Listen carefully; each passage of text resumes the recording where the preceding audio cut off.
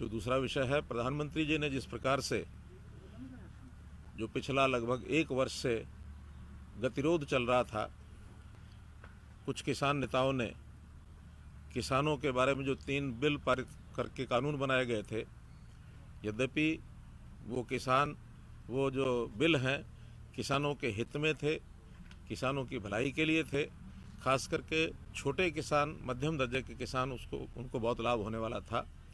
लेकिन चूँकि कुछ किसान नेताओं ने इतराज़ जताया और एक वो गतिरोध बना था, आज प्रधानमंत्री जी ने बड़े हृदय से, और मैं कहूँगा कि उन कानूनों को वापस लेने की घोषणा की है।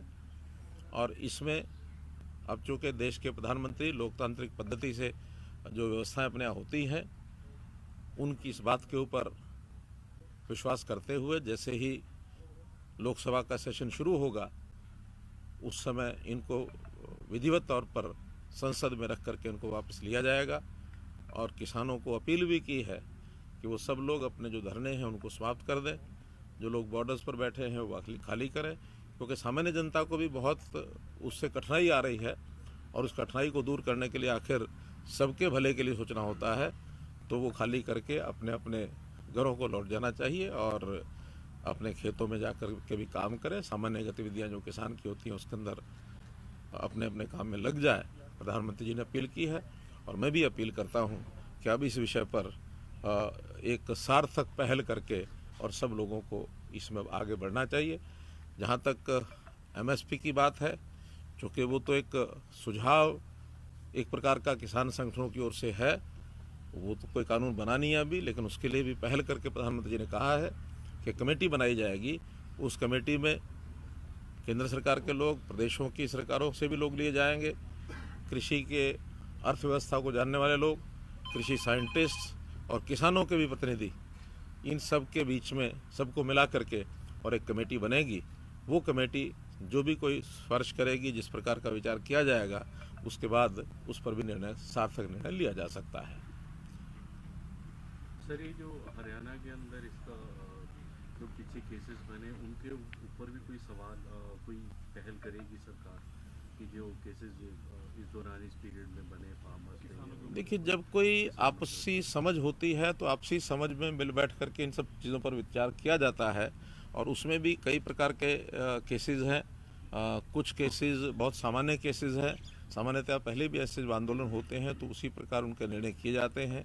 जो कोई बहुत गंभीर धाराओं के अंतर्गत होते हैं उनका विषय जो है, चूँकि बहुत केसेस कोर्ट में भी चले जाते हैं तो कोर्ट के माध्यम से वापस करने पड़ते हैं। तो एक सार्थक, जिसको कहना चाहिए, पहल हम अपनी ओर से भी करेंगे और इसमें किसी प्रकार का आगे कोई विवाद बढ़ने नहीं दिया जाएगा। आपकी कई बार मीटिंग्स हुई हैं माननीय होम मिनिस्टर के साथ, माननीय उनके साथ सीनियर के साथ, तो आपने कितनी बार इन इश्यूज़ को उठाया और क्या चर्चा रही? फिर अब तो क्योंकि अब सब कुछ सॉल्व हो गया तो आज तो शेयर कर ही सकते हैं। क्योंकि देखिए, ये सारा आंदोलन का ज़्यादा असर हरियाणा पर या कुछ पंजाब में भी कह सकते हैं, लेकिन इन आखिरी दिनों में तो पंजाब में उतना प्रभाव नहीं था जितना हरियाणा में था, कुछ थोड़ा पश्चिमी उत्तर प्रदेश में था।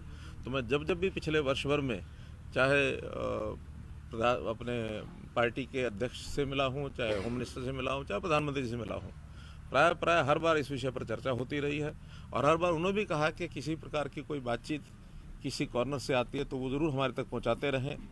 मेरी भी बीच बीच में कुछ किसान नेताओं से बातचीत चलती रही है, क्योंकि ये सब बातें इनफॉर्मल होती है। फॉर्मल लेवल पर हमारा कोई अधिकार भी नहीं है, क्योंकि ये विषय राष्ट्रीय स्तर का है, केंद्रीय कानून बने हैं। लेकिन इनफॉर्मली जितनी बातें, जितने इनपुट्स हमारे पास थे वो हमने बताए और उसमें बातचीत करने में जो लोगों को हम भेज सकते थे केंद्रीय नेताओं के पास भेजा भी था। प्रारंभ में तो 11 सिटिंग्स जो फॉर्मल सिटिंग्स हुई थी, लेकिन 11 सिटिंग के बाद लगातार हर बार विषय एक प्रकार से रुक जाता था। बाद में इनफॉर्मल मीटिंग्स में कई लोगों के संदेश हमने पहुंचाए हैं। मैं समझता हूं उसी में से एक विषय निकला है कि अभी एक बार चूँकि जितना गतिरोध हो गया है, उस गतिरोध को दूर करने के लिए शायद प्रधानमंत्री जी ने सोचा होगा कि यही उसमें से एक रास्ता निकलेगा। और चूँकि कोई बात और किसान नेता इससे ज़्यादा सुनने के लिए तैयार नहीं है, तो उन्होंने बड़ा मन दिखा करके, और जैसे लोकतंत्र में होता है कि जनता की बात को ज़रूर ध्यान में रखते हुए निर्णय लिए जाते हैं, हालांकि निर्णय लेने का अधिकार भी संसद को है। तो प्रधानमंत्री जी के नेता हैं, तो नेता के नाते उन्होंने कहा है, तो निश्चित रूप से संसद में 29 तारीख को जैसे लोकसभा का सेशन होगा तुरंत उसमें इसको निर्णय को स्वीकार किया। किसानों से अपील क्या है? सीधी प्रतिक्रिया अभी तक इस पर नहीं थी। उन्होंने कहा कि कल वो बैठक करके अपना फैसला देंगे। वही राकेश की किसान नेता का कहना है कि जब तक कानून वापस नहीं होते संसद में तब तक हम।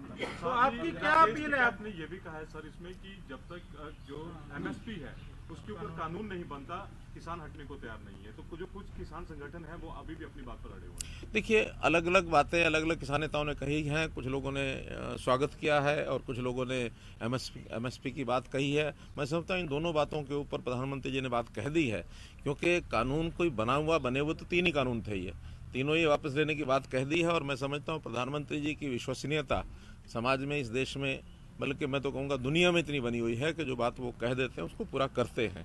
इस पर तो कोई चिंता किसान नेताओं को करनी नहीं चाहिए कि एक बार जब कह दिया है तो निश्चित रूप से यानी होगा ही। बल्कि अपने विपक्ष के नेताओं ने भी ये कहा है। अभी मैं हुड्डा जी के स्टेटमेंट सुन रहा था तो उन्होंने भी कहा है कि जब प्रधानमंत्री ने कहा है तो लोकतंत्र में विश्वास ही करना चाहिए, विश्वास करेंगे और उसको वापस करेंगे। अविश्वास की कोई बात नहीं है। आज भी अगर अविश्वास की भावना प्रधानमंत्री जी के बारे में कोई रखते हैं तो मैं समझता हूँ ये बड़ी भूल है, नहीं करनी चाहिए। क्या अपील है किसानों से? आपको मोदी सरकार को फायदा होगा इसमें? देखिए, ये पॉलिटिकल इस तरीके से नहीं सोचना चाहिए। किसानों के हित में हम हमेशा सोचते हैं, चाहे इन कानूनों के द्वारा लागू होने के बाद जो स्थिति थी वो अजम्पशन यही थे कि किसानों को लाभ होगा।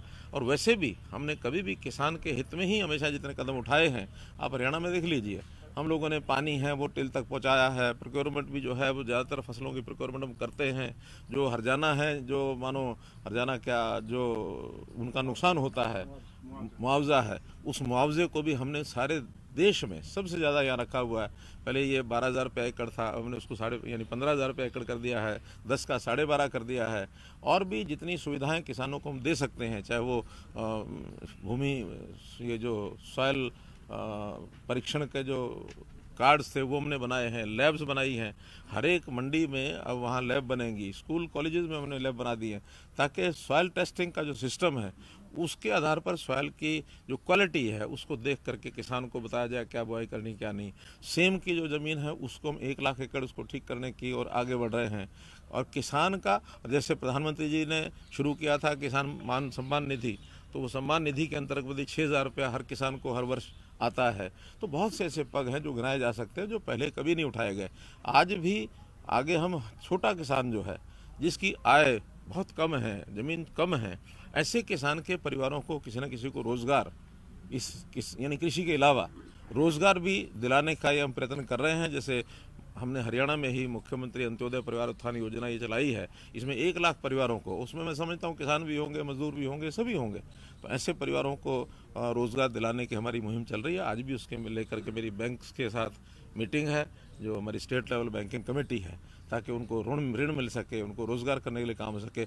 हम गरीब के लिए, किसान के लिए जितनी योजनाएं बनाई आज तक सब बनाई हैं, लेकिन केवल उसमें से शंकाएं पैदा करना, अविश्वास पैदा करना, ये किसी भी लोकतांत्रिक देश में उचित नहीं होता है। सरकार थी, चाहे केंद्र सरकार की बात करें, राज्य सरकार की बात करें, लगातार कृषि कानूनों के साथ समर्थन में खड़े हुए थे आप लोग। अभय चौटाला ये भी कह रहे हैं कि एक प्रस्ताव हरियाणा विधानसभा में आप लेकर के आए थे, उसे भी वापस कराएंगे, जो कि इनके समर्थन में था। एकाएक ऐसा क्या हुआ कि प्रधानमंत्री सामने आए और वापस ले लिया?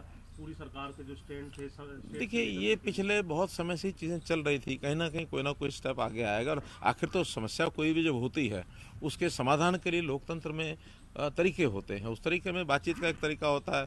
बातचीत शुरू में फेल हो गई, बाद में फिर लगातार दोनों तरफ से चीज़ें अड़ी रही। अंतोगत्वा पिछले लगभग 2 महीने से मैं कह सकता हूँ कि हमारे गृह मंत्री जी ने भी और प्रधानमंत्री जी ने भी ये संकेत किया कि समय आने पर सब चीज़ें ठीक हो जाएंगी। अब ये उनका अपना विषय है कि उन्होंने किस दिन उसकी घोषणा करनी और क्या करनी है, जो कि मुखिया वो हैं और केंद्र सरकार के कानून हैं, अधिकार भी उनको है। लेकिन हमने प्रयत्न सब किए और उस प्रयत्नों में से आज ये इस लेवल पर चीज़ पहुंची है। अभी भी कोई बातें अगर बची हैं तो उसको भी बैठ करके आगे, पंजाब के चुनाव से जोड़ के भी देख रहे हैं। ऐसा नहीं है, लोकतंत्र में चुनाव तो हर समय आता है।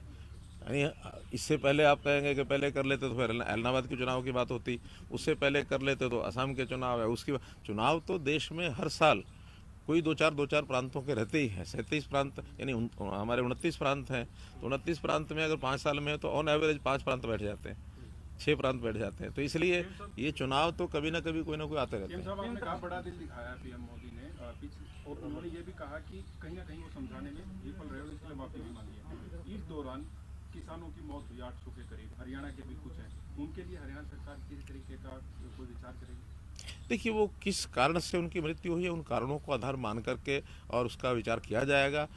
अब इसमें जो आदमी चला जाता है उसके बारे में टिप्पणी करना कोई भी अच्छी बात नहीं होती है, लेकिन क्या कारण रहते हैं उन कारणों पर विचार करें। कंपनसेशन ये बताएं उन कारणों के बाद सर, तीनों कृषि कानून जैसा कि दावा किया जाता रहा किसानों के हित के हैं, क्या किसी न किसी स्तर पे ये बात इस 1 साल में किसानों को समझाने में हम ढीले रहे या असफल बना? देखिए, प्रधानमंत्री जी ने स्वयं माना है कि कहीं ना कहीं हमारी तपस्या में कोई कमी रह गई है कि हम उनको समझा नहीं पाए, ये तो उन्होंने माना है।